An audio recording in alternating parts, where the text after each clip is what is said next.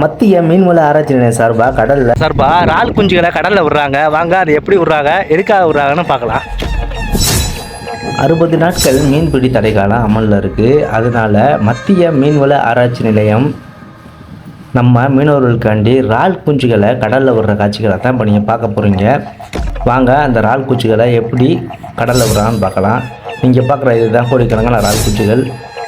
கொண்டு போன இறால் குஞ்சுகள் அனைத்தையும் கடலில் மீனவர்களோட துணையோட அதிகாரிகள் கடலில் விடுறதை நீங்கள் பார்க்கலாம்.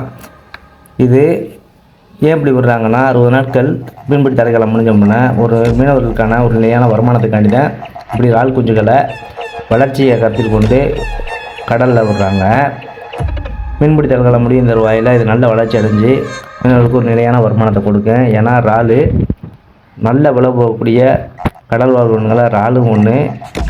ஒரு கிலோவுக்கு எத்தனை நிற்குதோ அதை கணக்கு பண்ணி தான் இறாலோட விலை நிர்ணயம் பண்ணுவாங்க. அந்தளவுக்கு இறாலோட ரேட்டு நல்லா இருக்கும்.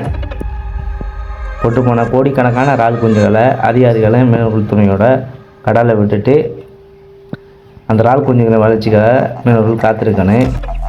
மீன் வளத்தையும் மீனவர்கள் நலனையும் கருத்தில் கொண்டு மத்திய மீனவர்கள் ஆராய்ச்சி நிலையம் இந்த ஒரு நல்ல காரியத்தை செய்கிறாங்க.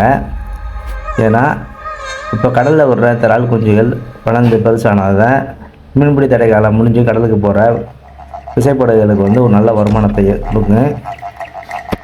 பாருங்கள், முழுக்க அவங்க கொண்டு போன இறால் குஞ்சுகளை மீன்பிடி தடை காலம் முடிஞ்சு மீன்பிடிக்க போகிற மீனவர்களுக்கு ஒரு நல்ல வருமானத்தை தர எனது சார்பாக நம்ம அதிகாரிகளுக்கு நன்றிகளை தெரிவித்துக் கொள்கிறோம்.